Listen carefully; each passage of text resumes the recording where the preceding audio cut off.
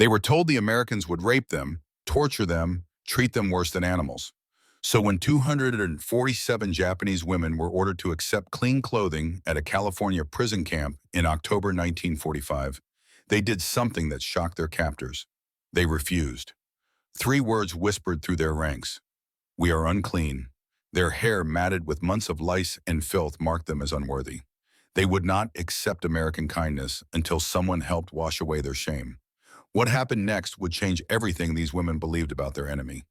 Akiko Tanaka stood on the deck of the U.S. Navy transport vessel, watching the Golden Gate Bridge emerge from the morning fog like a monument to a world that had survived intact while hers had crumbled to ash.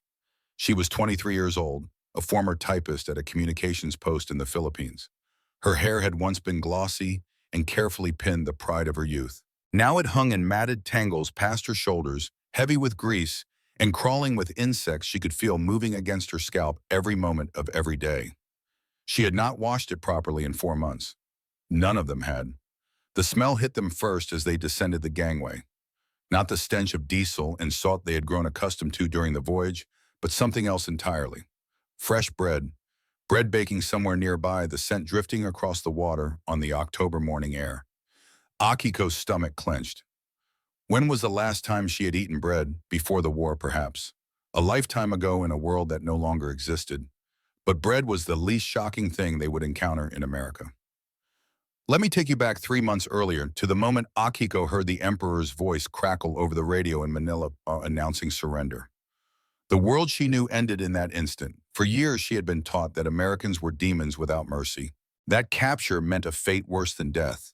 That American soldiers would rape all women prisoners, that torture would be inevitable, that the only honorable choice was suicide. Akiko had internalized these lessons, completely absorbed them into her bones. When the Americans came to her post in the Philippines, she prepared for the worst. She wrote a final letter to her mother, hid a small blade in her uniform. She would not let them dishonor her. But the Americans who took her prisoner did not execute her. They did not touch her. They loaded 247 women onto a ship, gave them rice and water, and sent them to California. And now, stepping onto American soil, Akiko realized something terrifying. Everything might have been a lie. If stories like this move you, if you want to hear more forgotten moments from the greatest generation, please hit that like button and subscribe. These stories deserve to be remembered. The buses carried them through San Francisco. Akiko pressed her face against the wire mesh covering the windows, watching a city that seemed untouched by war. Buildings stood tall and whole. Cars filled the streets in numbers she had never seen even before the war. People walked on sidewalks carrying shopping bags, pushing baby carriages, living normal lives as if the greatest war in human history had never reached their shores.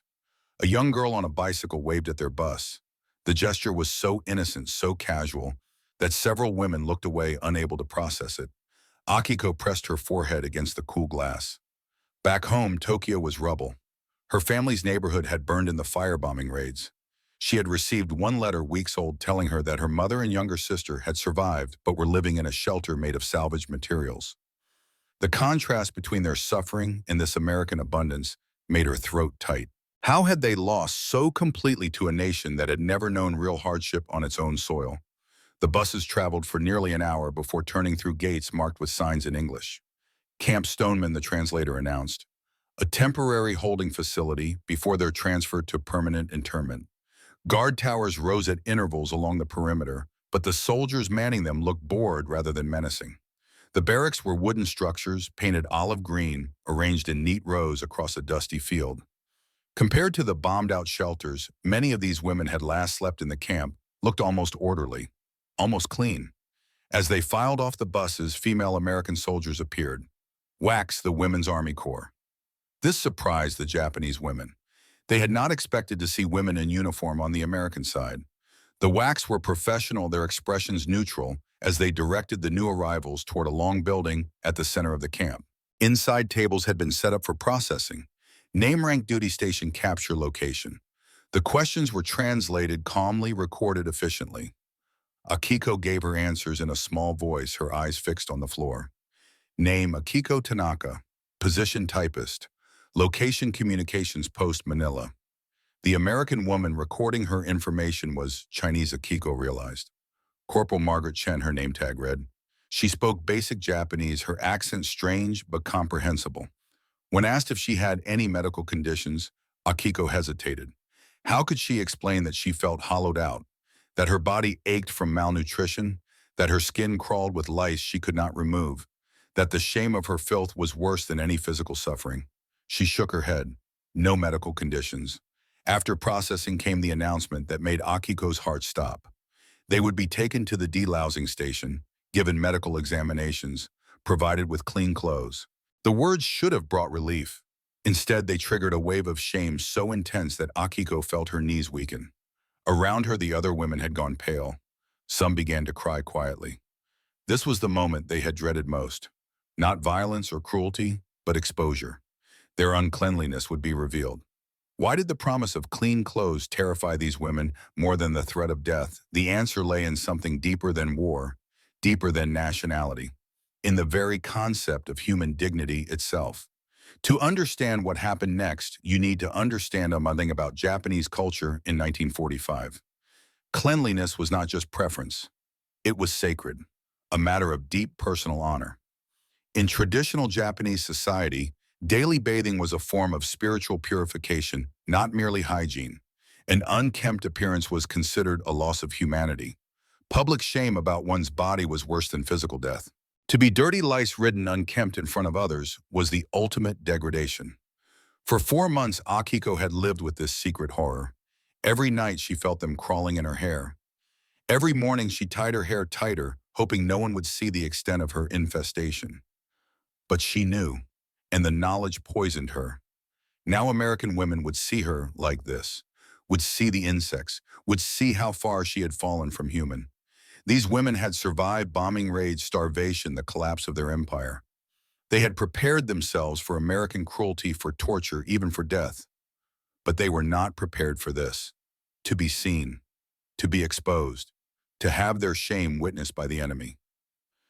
As Akiko walked toward the delousing station, steam rising from its vents like the entrance to some kind of hell, she made a decision. She would endure this. She would survive the shame of exposure. But what she did not know was that the Americans were about to teach her something that would shatter everything she believed about honor, dignity, and the nature of her enemy. The interior was tiled in white. Harsh overhead lights made everything painfully bright. Rows of shower heads lined one wall. Metal bins sat ready for their soiled clothing. And there waiting for them were 3 American women in medical uniforms. Not soldiers this time, nurses. The lead nurse was professional, perhaps in her late 30s, with kind eyes that seemed at odds with her military bearing. A younger nurse stood beside her, blonde hair, freckles across her nose, maybe 25 years old. Ruth Akiko would later learn her name was Ruth Anderson. A translator stood ready to convey instructions. Through the translator, the lead nurse explained the process. Her voice was calm and practical. Remove all clothing, bag it for burning, step into the shower area for delousing treatment. Wash thoroughly with the provided soap. After showering, come to the examination area for a medical check, then receive clean clothes. Each instruction felt like a knife, but the women had no choice. Orders were orders, even from the enemy. What happened next as 247 women began to undress would test the limits of human dignity in ways no battle ever had. Akiko's throat tightened as she removed her jacket, her shirt, her undergarments. Around her, the other women did the same, their movements slow, their eyes downcast. Some were crying openly, now silent tears streaming down their faces. The sound of fabric rustling and the quiet weeping echoed off the white tiles. When Akiko loosened her hair from its filthy pins, clumps came away in her hands. The matted tangles fell past her shoulders, greasy, black, crawling with lice. She could see them, the insects, moving in the strands, visible, undeniable. The smell of her unwashed scalp rose in the humid air, sour and rancid. The weight of her matted hair pulled at her neck. The sensation of crawling was constant, maddening, a reminder with every breath of how far she had fallen. Around her, she could hear the quiet sobs of other women echoing off the tile walls. The shame was suffocating. Akiko wanted to disappear, to cease existing, rather than stand exposed in her degradation. This was worse than any torture the propaganda had promised. This was the destruction of self. But then something unexpected happened. The American nurses moved among them with a gentleness that seemed impossible. They did not recoil. They did not show disgust. Instead, they handed out towels, pointed toward the showers, spoke in soft voices that needed no translation. One nurse, the young blonde one with freckles, met Akiko's eyes and smiled. It was a small smile, sympathetic, as if to say, "I understand this is hard." Why were these American women not repulsed? What were they seeing that Akiko could not see in herself?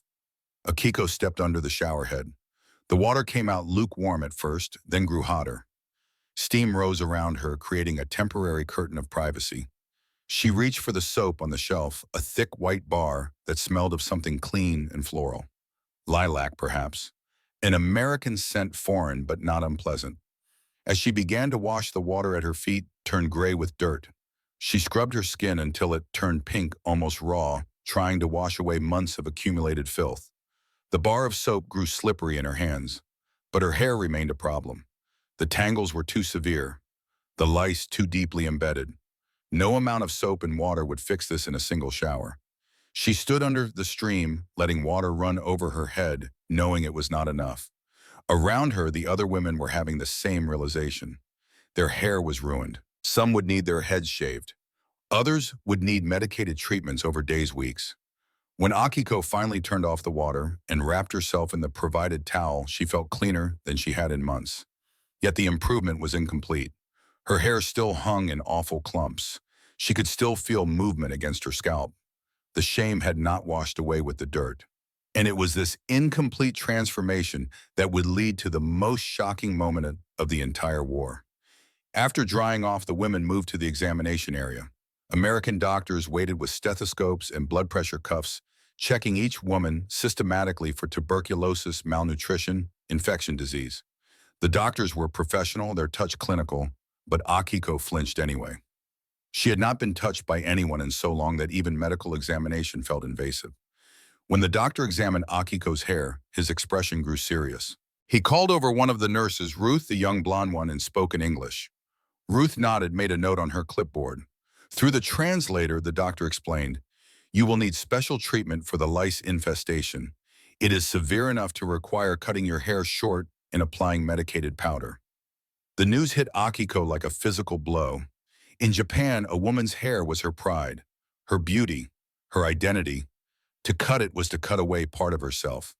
During the war, some women had cut their hair short as a practical measure, but many, especially those in Akiko's generation, had kept it long as a connection to their femininity, to normalcy, to who they had been before the world went mad.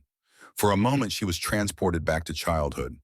Her mother brushing her hair before bed, the bristles moving through the long black strands in soothing strokes. "Your hair is your beauty, Akiko. Guard it always." Now American scissors would take it. The doctor, seeing her distress, spoke gently through the translator. The infestation could spread to others if left untreated. It could lead to infection. Short hair would grow back healthier and cleaner. His words made sense, but sense did not ease the pain of this final humiliation. Akiko was not alone. As the examinations continued, it became clear that of the 247 women, more than 200 had hair infestations severe enough to require cutting. As the realization spread through the group, a collective grief settled over them. They had already lost so much. Their homeland, their families, their freedom. Now they would lose even this small piece of dignity. After the examinations, the women were led to another room, and there, stacked on tables like offerings from another world, were clean clothes. American military surplus dyed plain gray to distinguish them as prisoners. Shirts, pants, underwear, socks, shoes, all clean, all neatly folded, all free of lice and filth. The wax sergeant in charge gestured for the women to take their sizes and dress. Her expression was neutral, professional, expecting compliance. But no one moved. The women stood in their towels, wet hair, dripping onto the concrete floor, staring at the clean clothes as if they were cursed. The sergeant frowned, confused. She spoke to the translator, who turned to address the group. Why were they not getting dressed? What was wrong? An older woman stepped forward. Mitsuko Yamada, 41 years old, a former nursing supervisor. Gray streaked her tangled hair. She had been a career military woman who had believed in the Empire's vision until it shattered around her. She spoke in halting English, then repeated herself in Japanese for the translator. We cannot. We are unclean. Our hair. It is not right to put clean clothes on unclean bodies. We would dishonor the clothes. We would spread our filth. The translator relayed this to the sergeant, whose confusion deepened. She tried to explain that the clothes were just standard issue, nothing special, that they needed to get dressed so they could move on to the next part of processing. But Mitsuko shook her head. Behind her, the other women murmured agreement. Akiko found herself nodding. Yes, this was right. How could they accept clean clothes when their hair remained a nest of lice? It would be wrong, disrespectful. Even in defeat, even as prisoners, they could not abandon all sense of propriety. We must be clean first, Mitsuko continued. Truly clean. Our hair must be treated. Only then can we accept these clothes. The sergeant stared at the group of women standing firm in their refusal. In all her months of military service, she had never encountered anything like this. Prisoners who refused clothing. Women who considered themselves too unclean to dress. It made no sense by American standards, but the distress on their faces was real. She left to find someone with more authority. The women waited still, wrapped in towels, water pooling at their feet, their determination holding despite their physical discomfort. 20 minutes later, the sergeant returned with backup. Captain Helen Morrison, 35 years old, Medical Corps, and a senior WAC officer. Both women listened as the translator explained the situation. The Japanese prisoners refuse to dress until their hair can be properly treated. They feel it would be disrespectful, unclean, to wear fresh clothes while still lice-infested. She had seen the absolute worst of what humans could do to each other. But this was different. These were enemy combatants.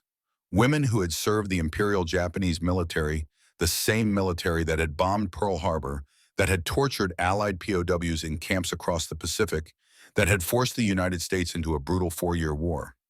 By all rights, they should be treated as such, processed efficiently, given standard POW treatment as outlined in the Geneva Convention. Nothing more. But they stood before Morrison, not defiant, not demanding, but ashamed, requesting not better treatment, but to be made clean enough to deserve basic clothing. Morrison had a choice.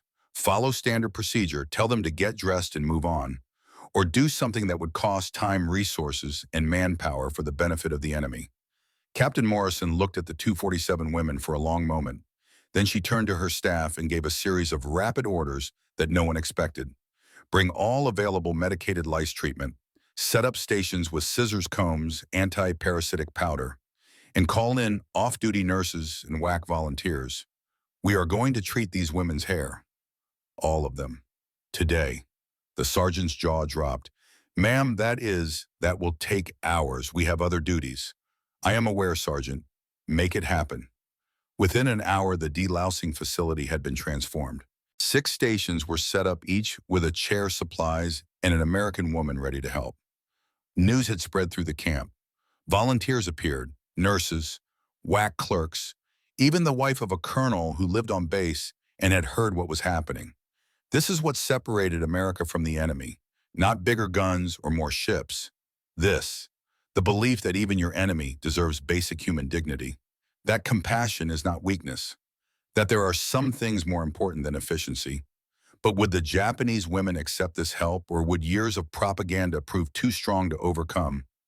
Morrison addressed the Japanese women through the translator.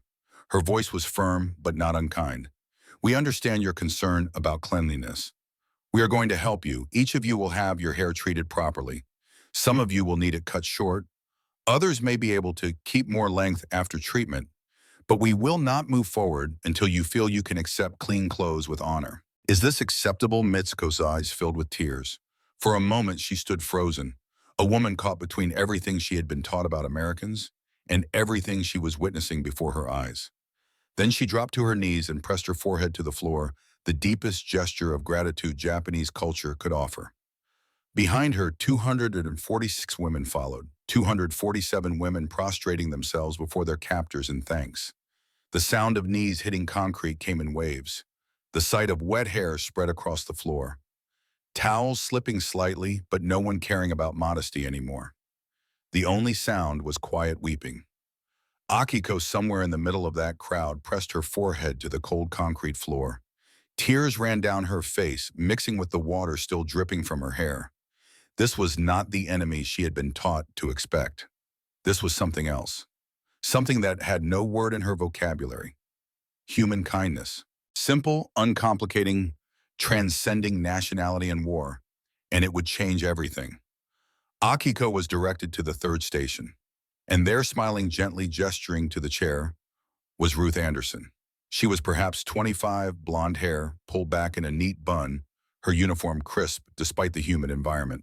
She had freckles scattered across her nose and cheeks, the kind of face that seemed incapable of cruelty. She smiled at Akiko, a small smile that seemed to say, "I understand this is hard," and gestured again to the chair. As Akiko sat, Ruth began to work through her hair with a fine-toothed comb, assessing the damage, planning the treatment. Her movements were methodical, careful, gentle, despite the difficult task ahead. Akiko sat rigid, mortified that this American woman had to touch her filthy hair, had to see the lice crawling through it, had to witness the extent of her degradation. She wanted to apologize, but the words stuck in her throat, trapped between languages and shame. But Ruth just kept working, methodically, gently, despite the difficult task. She applied the medicated solution, working it through section by section, her fingers moving with practiced efficiency. The smell was sharp and chemical, not unpleasant exactly, oddly medicinal and clean. It cut through the other smells of the room, the soap and sweat and shame. As she worked, Ruth hummed quietly. A tune Akiko did not recognize, something light, maybe a popular American song. The melody was simple, cheerful, even completely at odds with the grim task at hand, but found oddly soothing. The humming. That is what Akiko would remember decades later. The enemy humming while washing her hair. After the treatment sat for the required time, Ruth began to rinse it out using a pitcher of warm water, carefully making sure not to splash Akiko's face. The water ran brown at first, then gray, then finally clear. Ruth's hands were gentle, supporting Akiko's head, treating her with a tenderness that seemed impossible given the circumstances. Then came the cutting. Ruth showed Akiko the scissors, mimed the length she would need to remove. About 6 inches, leaving hair just below her ears. Not as short as Akiko had feared. She nodded consent, bracing herself for this final loss. The scissors made soft, snipping sounds. Dark clumps fell to the floor, carrying with them months of accumulated horror. With each cut, Akiko felt something lift. The weight of the tangled, infested hair, the shame it represented, the burden of carrying this secret degradation. When Ruth finished and held up a small mirror, Akiko barely recognized herself. Her hair, though short, was clean and neat. Her scalp, visible now, was free of movement, free of the constant crawling sensation that had plagued her for months. Her face looked younger somehow, without the burden of that matted mass. Her eyes, no longer shadowed by shame, seemed clearer. Ruth applied one more treatment of powder, ensuring all lice and eggs were dead. Her movements were thorough, professional. And then she did something that made Akiko's breath catch. She took a clean comb and gently styled the short hair, making it look presentable. Even pretty in its own way. It was such a small gesture, so unnecessary from a purely medical standpoint.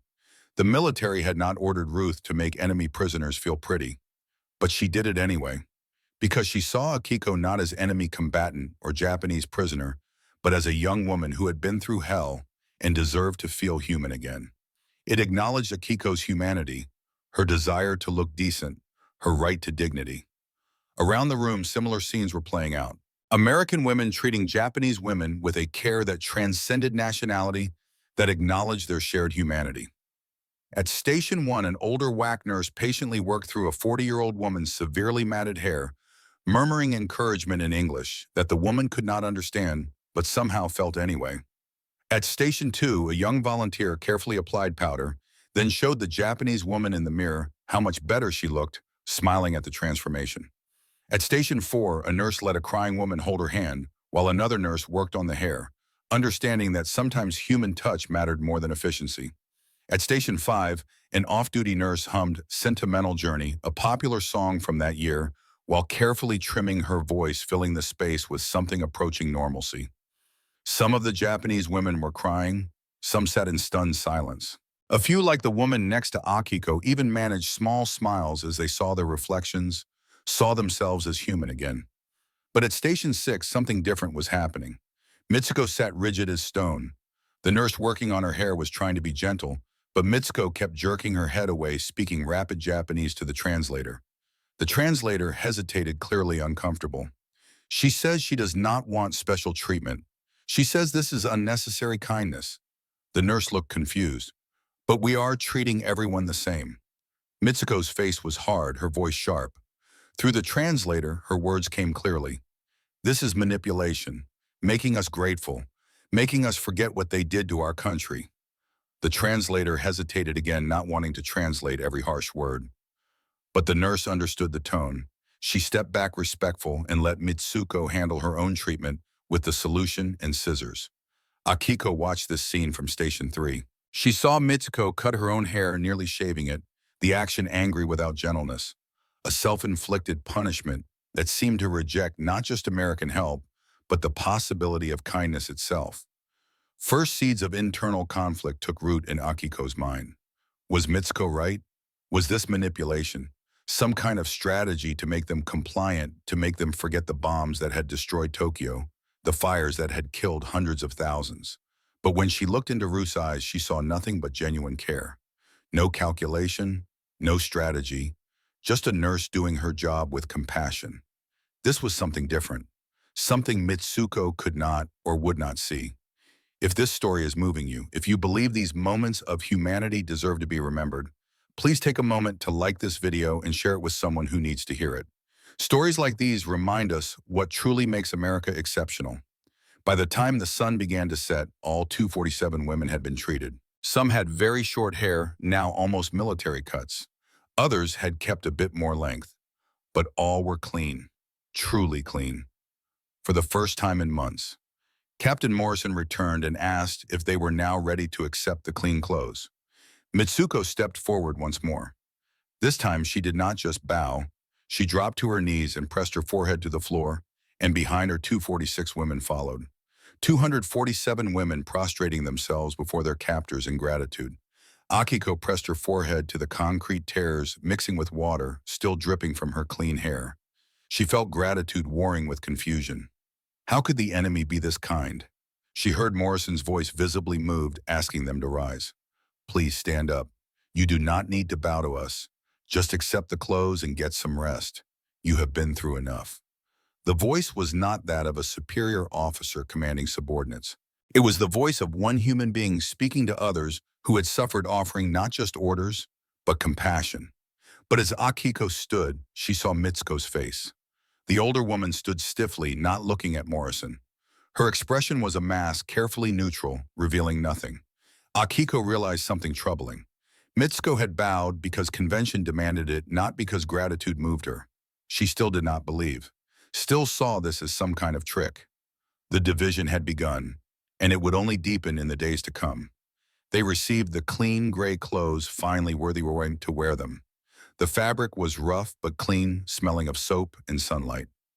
Akiko dressed slowly, feeling the clean cloth against her clean skin, marveling at this simple transformation. That night, lying in her bunk in the barracks assigned to them, Akiko could not sleep. She kept running her hands through her short hair, still amazed that it was clean. Still feeling phantom sensations of crawling that were no longer there. Around her, she could hear other women doing the same, touching their own hair, in wonder, whispering quietly to each other. The next morning, a bell rang at 6. The 247 women rose, made their beds with the precision learned from military service, and assembled for roll call. The American guards were present, but not oppressive. They checked attendance, made sure everyone was accounted for, but did not shout or threaten. It was procedure without cruelty. Then came breakfast. Akiko walked into the mess hall and stopped, overwhelmed by what she saw. On long tables, food was laid out in quantities that seemed impossible. Oatmeal with brown sugar, the sweet smell rising in steam. Scrambled eggs, real eggs, bright yellow fluffy. Toast with butter, the butter gleaming golden in the morning light. And bacon, strips of American bacon, crispy and glistening with fat, the smell rich and overwhelming. There were urns of coffee and tea, and on a side table a bowl of fresh oranges, their bright color almost painful to look at. For women who had grown used to a single bowl of rice per day, sometimes less, sometimes nothing at all, it was almost obscene. This abundance in the midst of a world that had known such hunger. Akiko took a piece of bacon. She bit into it. The taste exploded in her mouth. salty, smoky, fatty, rich. Her body starved for protein and fat for months responded viscerally to this sudden influx of nutrients. She had to stop herself from crying. She looked around. Other women were eating slowly, almost reverently. Some were crying openly, overwhelmed by this simple act of being fed properly. One woman held a piece of toast with butter just staring at it, as if it might disappear if she looked away. But this abundance, this impossible, overwhelming plenty, would soon become a source of profound guilt. Because 3 weeks later, letters would arrive from Japan that would make every bite of food taste like ashes. After breakfast came work assignments. The women were organized into groups and given tasks around the camp.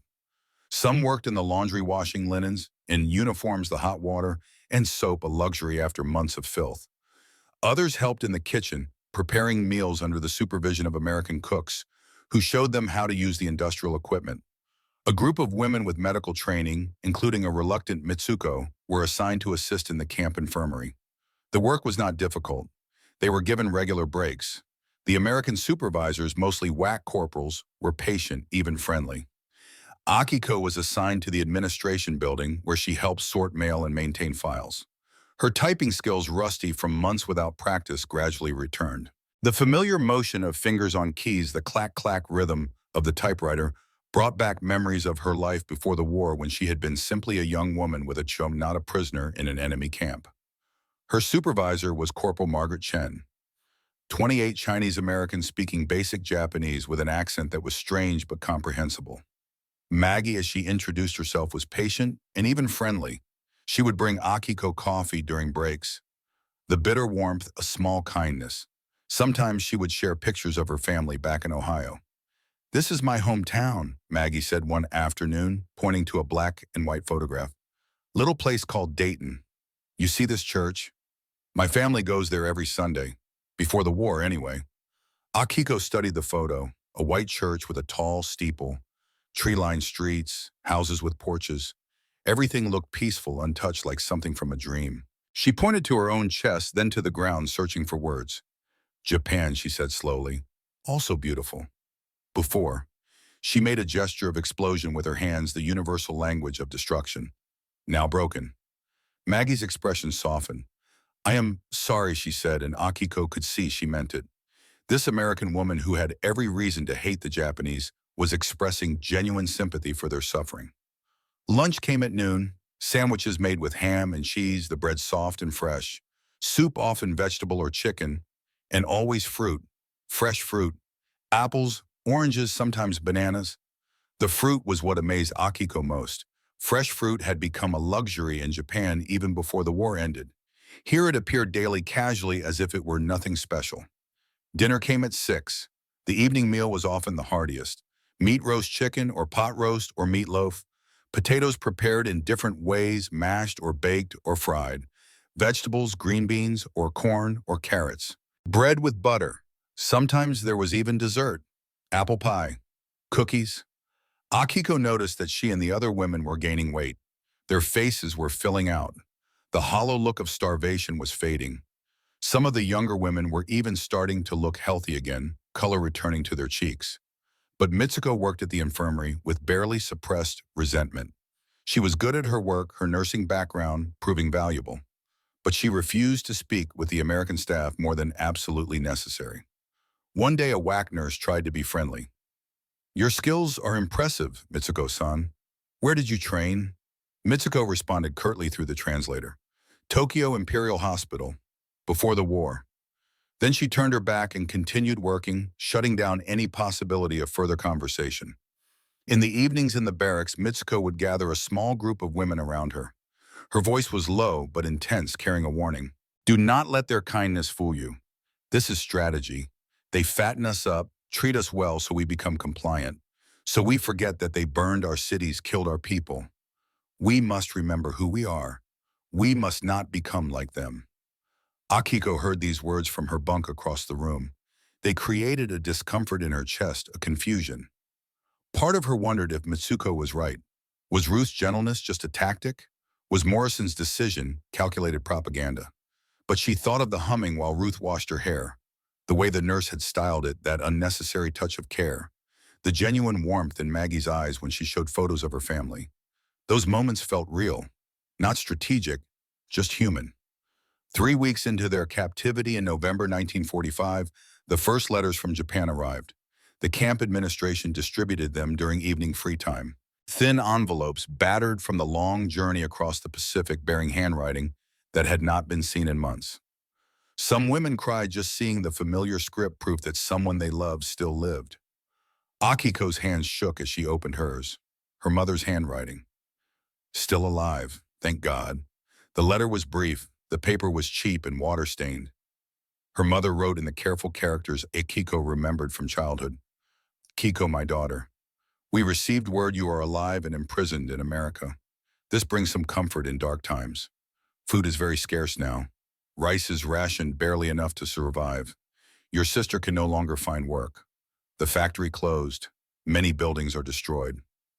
We live in a shelter made of salvaged wood and metal. We eat once a day if we are lucky. Sometimes the Red Cross brings supplies.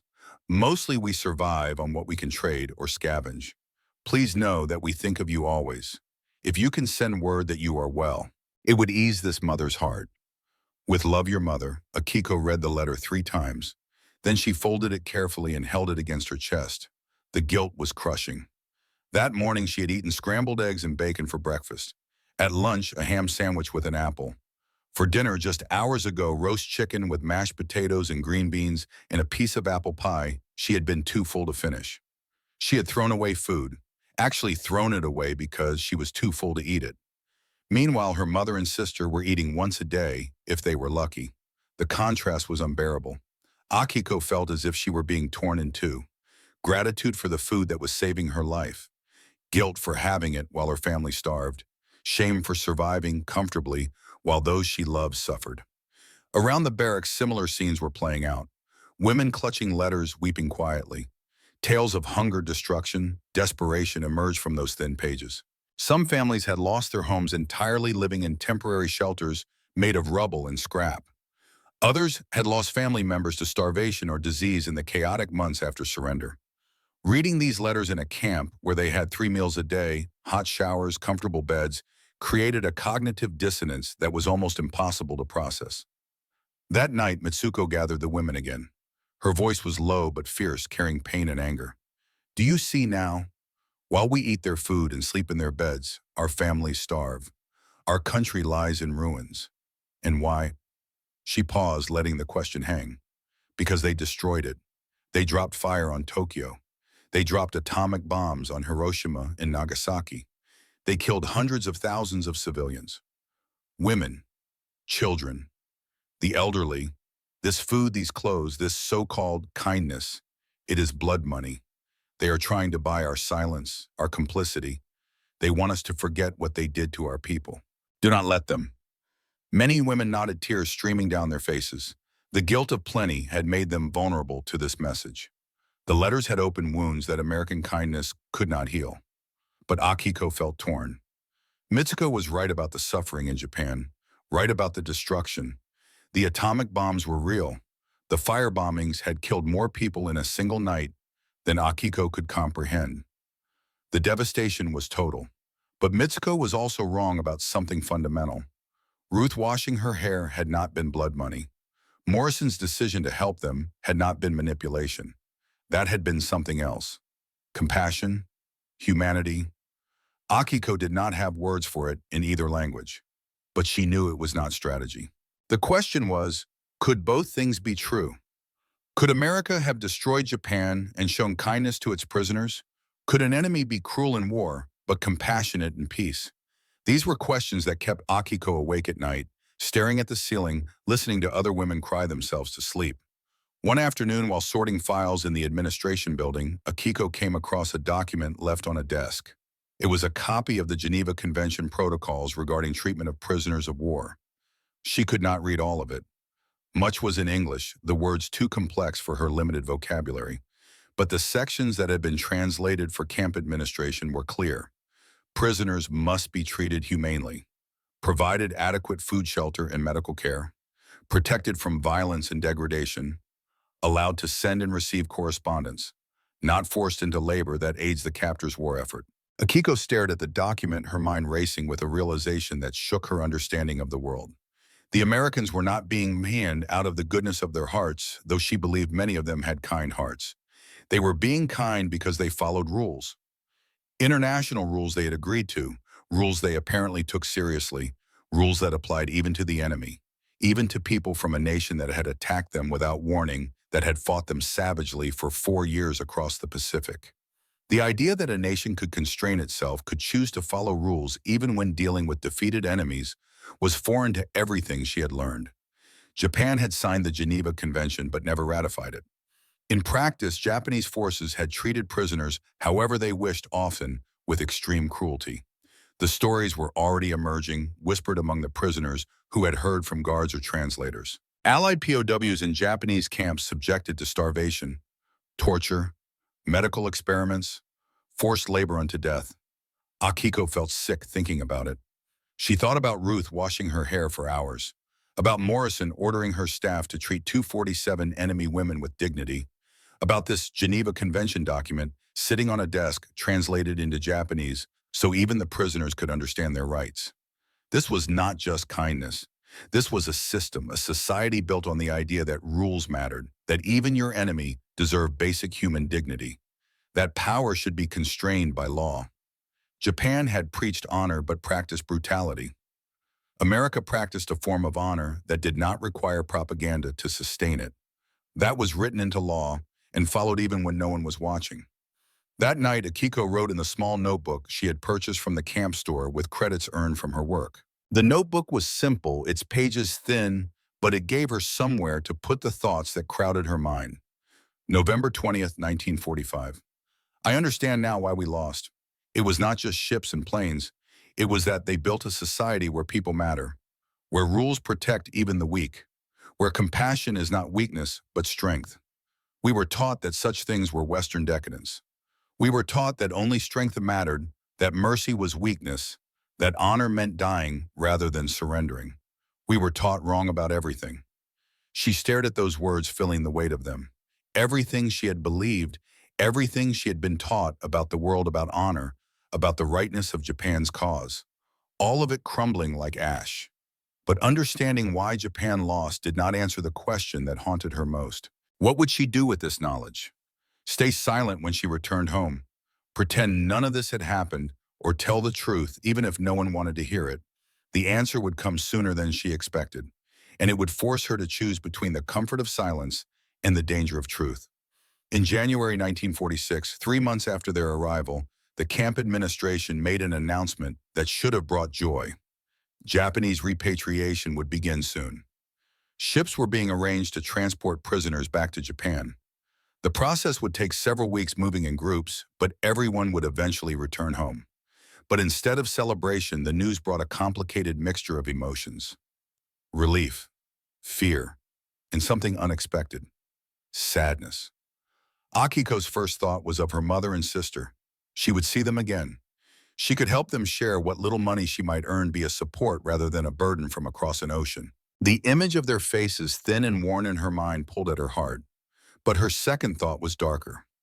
She would be returning to a ruined country, to hunger, to deprivation, a society psychologically shattered by defeat. How did you rebuild when everything you believed had proven false? How did you look at the emperor, once considered divine, now revealed as merely human? How did you face neighbors who had lost sons and husbands for a cause that had led only to devastation, and she would be leaving behind the strange comfort she had found here? The full meals, the hot showers, the clean clothes, the Americans who had shown her unexpected kindness, Ruth with her gentle hands, Maggie with her photographs and coffee, Morrison with her decision that had changed everything. The thought of leaving produced an emotion she had not anticipated. Grief. How do you grieve leaving a prison? How do you mourn parting from your captors? It made no sense. The logic was backwards. And yet the feeling was undeniable, sitting heavy in her chest like a stone. A few days before Akiko's transport was scheduled to depart, Ruth found her in the camp yard. It was late afternoon, the California sun casting long shadows across the dusty ground. Akiko was sitting alone on a bench, holding her mother's letter, reading it again, though she had memorized every word. Ruth approached slowly as if not wanting to startle her. When Akiko looked up, the nurse smiled and sat down beside her, leaving a respectful distance between them. They sat together for a moment in silence. The language barrier made conversation difficult, but sometimes silence said more than words could. Then Ruth reached into her pocket and pulled out a small photograph. She handed it to Akiko. The photograph showed Ruth and another nurse standing in front of the delousing station, the building where everything had changed. Both women were smiling. Ruth's blonde hair caught the California sunlight, making it shine almost white. The other nurse, dark-haired and older, had her arm around Ruth's shoulders in easy camaraderie. Akiko stared at the image, confused about why Ruth was showing it to her. Then Ruth turned the photograph over, and Akiko saw writing on the back. Careful block letters, the kind someone makes when they want to be absolutely sure their handwriting is legible. To Aki, good luck. Your friend Ruth? Akiko looked at the word friend. Such a simple word in English. Such an impossible word given the circumstances.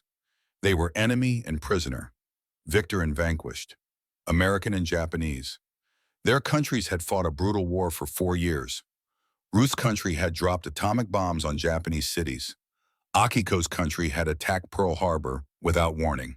By every measure of logic and nationality and history, they should not be friends. Yet Ruth had written it, and looking into the nurse's eyes, Akiko believed she meant it. She clutched the photograph to her chest and bowed deeply, the formal Japanese bow of profound gratitude. Her eyes filled with tears that spilled over, running down her cheeks. When she straightened, she could not stop crying. Ruth reached out and hugged her. It was brief, unprofessional, completely against regulations. A nurse was not supposed to embrace a prisoner, especially not an enemy prisoner. But Ruth did it anyway. And in that moment, Akiko understood that the war had not just been lost on battlefields. It had been lost in the hearts of people who learned that the enemy was not what they had been told, that humanity transcended nationality. That kindness was a force more powerful than propaganda. When they pulled apart, Ruth squeezed Akiko's hand, once smiled one more time, and walked away. Akiko watched her go, the photograph pressed against her heart, knowing she would never see this woman again, but would never forget her. The next day, Maggie found Akiko in the administration office. It was near the end of the workday.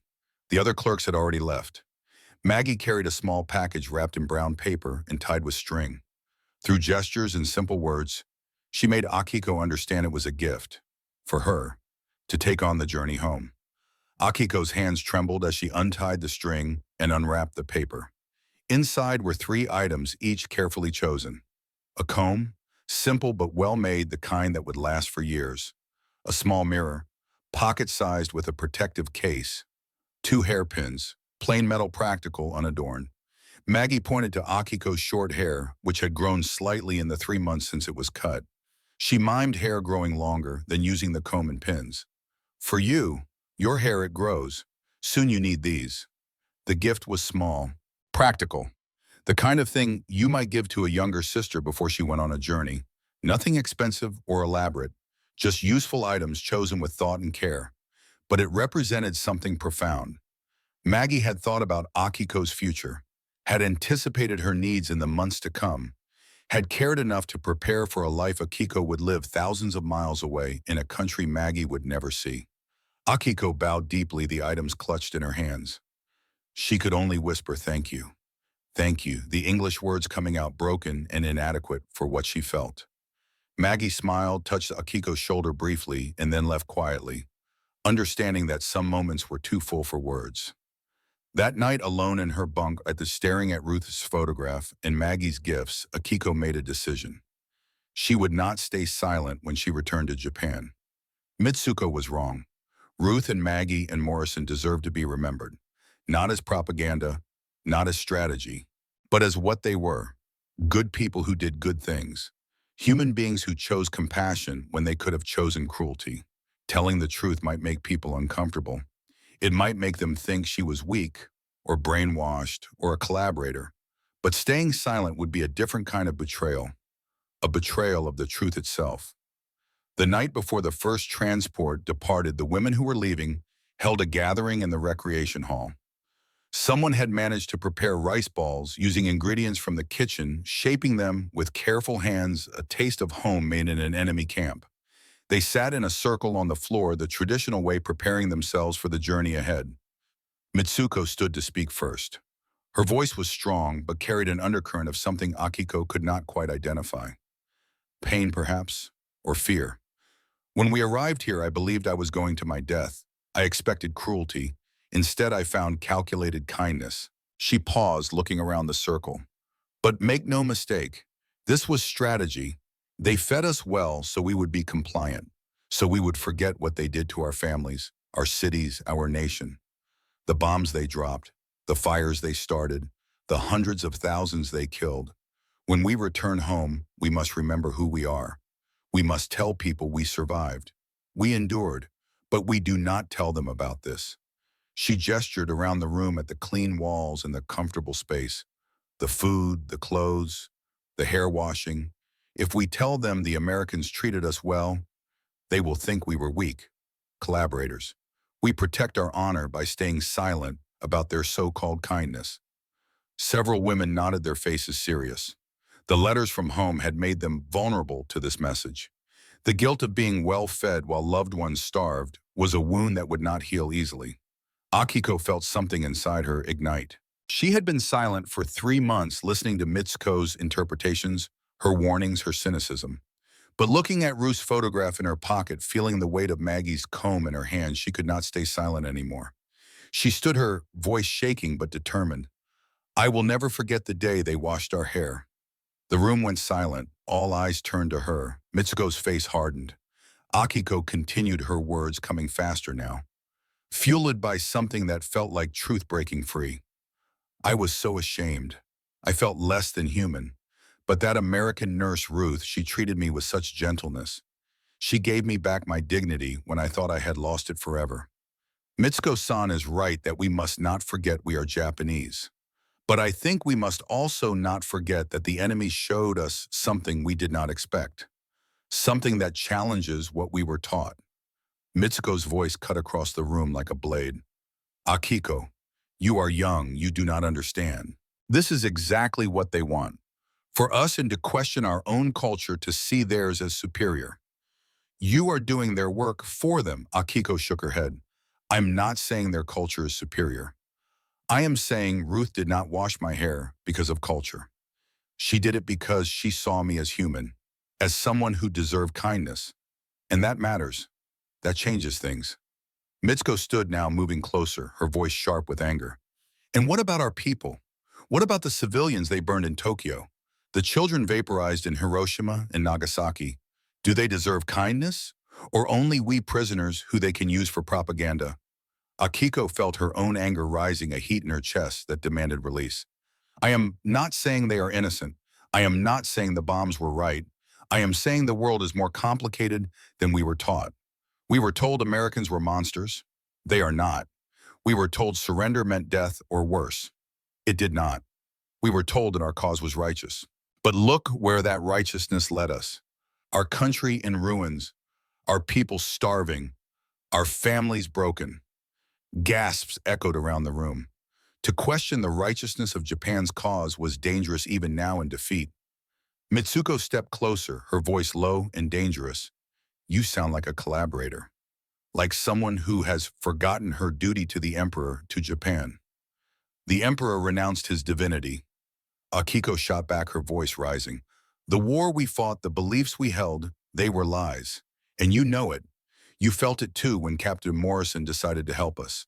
When those nurses spent hours making us feel human again. You bowed to them, Mitsuko-san. You prostrated yourself. Was that collaboration? Or was that recognizing simple human decency?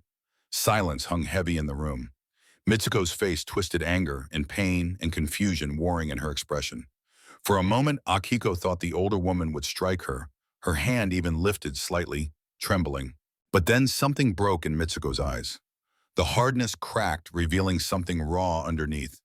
She sat down heavily, suddenly looking far older than her 41 years. When she spoke again, her voice was tired, not angry. Perhaps you are right, Akiko. Perhaps I am afraid. The admission shocked the room into deeper silence. Afraid that if I accept their kindness, it means everything I believe was wrong. That my son died for nothing. That all the suffering meant nothing. This was the first time Mitsuko had mentioned her son.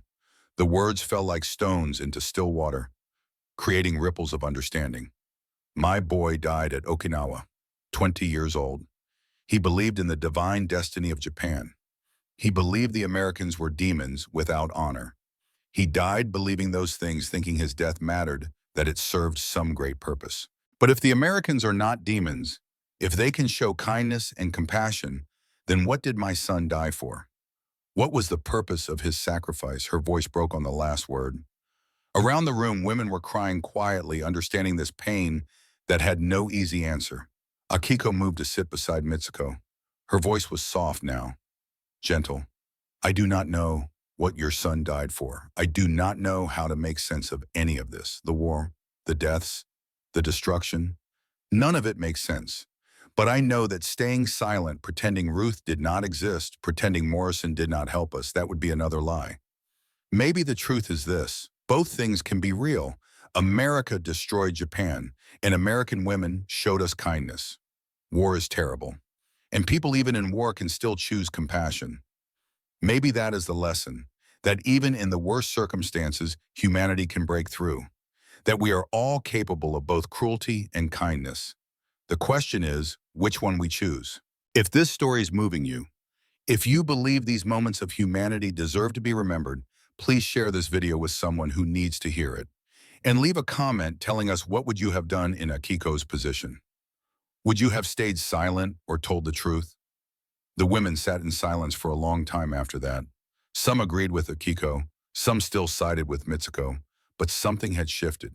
The question was no longer whether to remember the American kindness. It was how to remember it and what to do with that memory. The next morning, Akiko boarded a bus for the first leg of her journey home. She carried with her a small bag containing her processed paperwork, a set of civilian clothes to replace her prisoner uniform, and a modest amount of money the Americans had given her for the journey. She also carried Ruth's photograph, Maggie's comb and mirror, and pins and her notebook filled with observations and questions. The journey back to Japan took 3 weeks. The ship was crowded with repatriated soldiers and civilians, all returning to an uncertain future. Some men were missing limbs, war injuries that had healed but left permanent marks.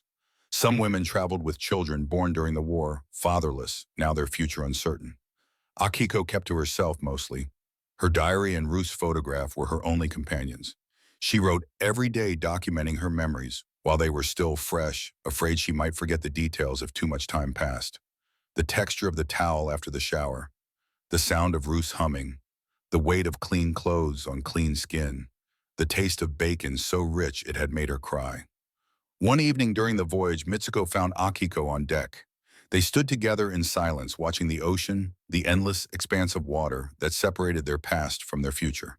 Finally, Mitsuko spoke, her voice barely audible over the sound of waves against the hull. When we get home, I am going to visit my son's grave. I am going to tell him about the American women who washed our hair. She paused, her hands gripping the railing.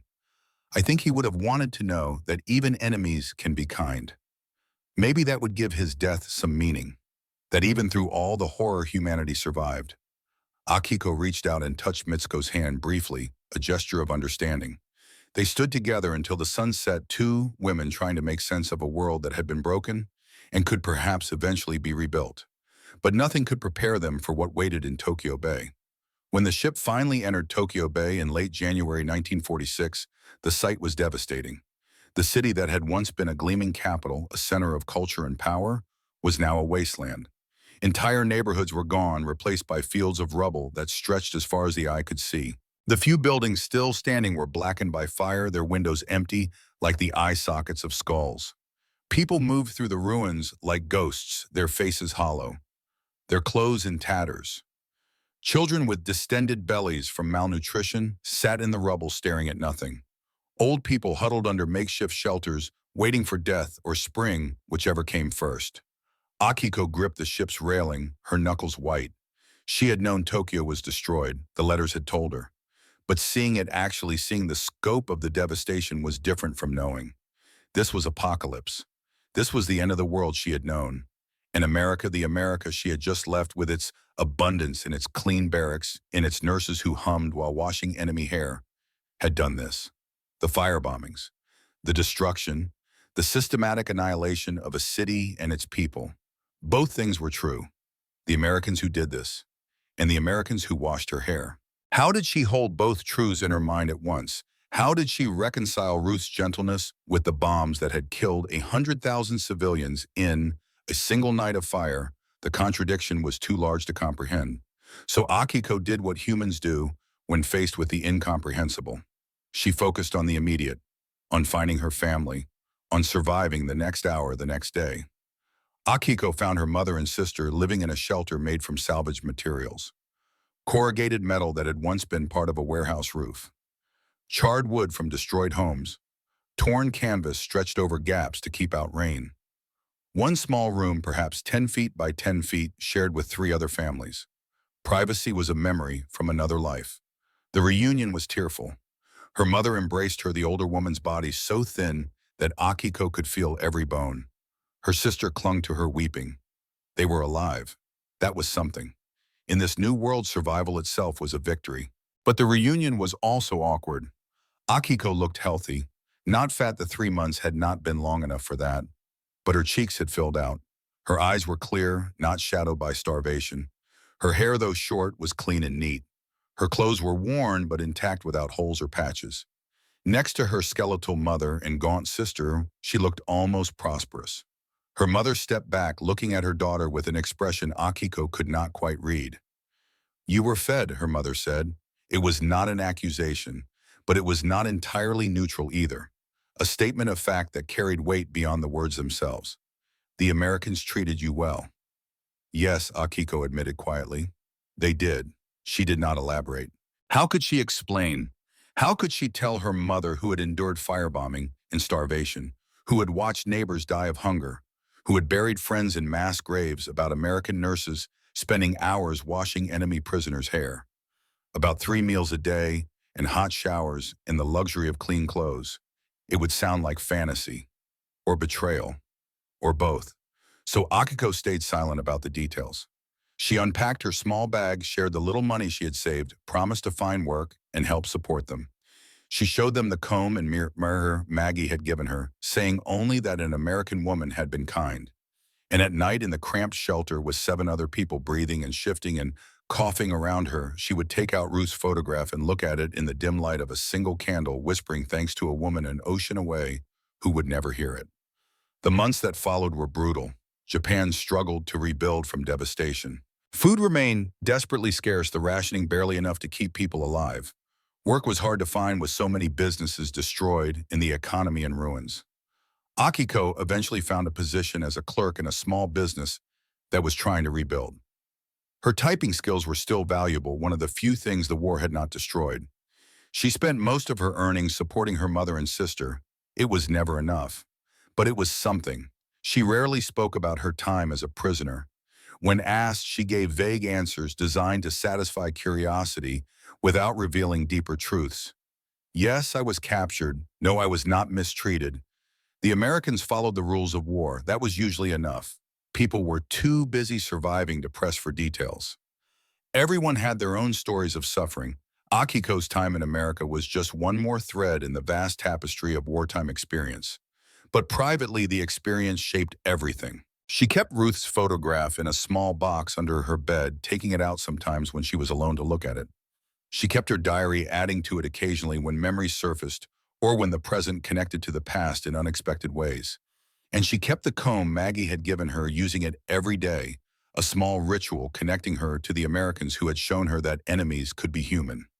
As Japan slowly recovered, as the American occupation gradually ended and normal life resumed, Akiko watched her country change.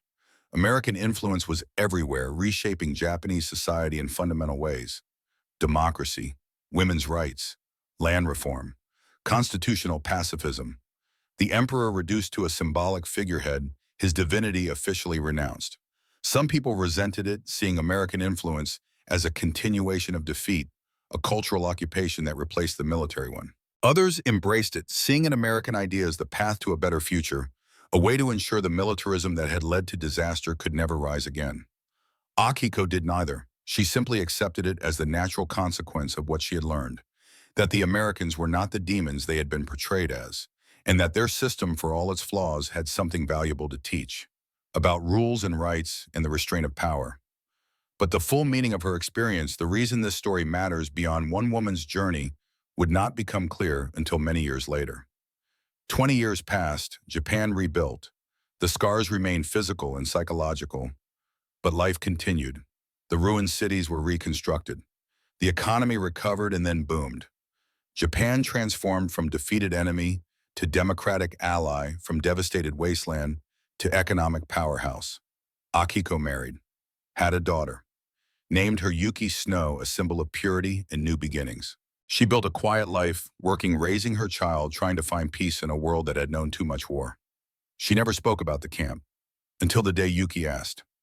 Yuki was 14, asking questions about the war that schools did not fully answer. Questions about why Japan lost, about what Americans were really like, about whether her mother had suffered. They sat together one evening, mother and daughter, in their small apartment in rebuilt Tokyo, and Akiko retrieved the box from under her bed. Inside, the diary, the photograph, the comb. "I was a prisoner once," Akiko began, "and the enemy showed me more kindness than I expected. They washed my hair." She told the story then, the shame of being unclean, the refusal to accept clothes until they could be truly worthy, the American women who spent hours treating their hair with gentle hands, Ruth's smile and the photograph with your friend written on the back, Maggie's gift of a comb for the future, Morrison's decision to honor their sense of dignity even though she had every right to ignore it. Yuki listened with wide eyes, occasionally touching the photograph, the comb, as if they were sacred relics. When Akiko finished, her daughter was quiet for a long moment. Then she asked mother what happened to Ruth. "Did you ever see her again?" Akiko shook her head. "No, I never knew her last name. I do not know where she went after the war, but I think of her sometimes. I hope she lived a good life. She deserved to." "Why did they do it?" Yuki asked. "Why were they kind when they did not have to be?" Akiko thought about the question, the same question she had asked herself 1,000 times over 20 years. "I think it is because they believe that even enemies deserve basic humanity. That rules matter even when dealing with people who hate you. That kindness is not weakness. We were taught differently. We were taught that compassion was soft, that cruelty was strength, that only Japanese understood true honor. But they showed us they showed us that real strength is having power and choosing mercy. That real honor is treating your enemy with dignity even when you do not have to." She paused, letting the words settle. "And that way won the war, not just because they had more ships and planes, but because they built a society where people matter, where rules protect even the weak, where there is something more important than victory: how you win." The simple act of washing hair became more than a medical procedure. It became a symbol of everything the war had taught and everything it had destroyed. For 247 Japanese women, the moment when American hands gently cleaned away months of filth and shame became the moment they understood that the world was more complicated than propaganda had told them. They had refused clean clothes because they could not bear to dishonor them with their uncleanliness. But the Americans had honored that feeling, had respected their dignity enough to spend hours making them worthy of those simple gray uniforms. It was a gesture small enough to be overlooked, yet profound enough to change lives. Because once you see your enemy as human, once you witness kindness where you expected cruelty, you can never hate them the same way again. And maybe that is the most powerful weapon of all. Not the ability to destroy your enemy, but the ability to transform them through compassion.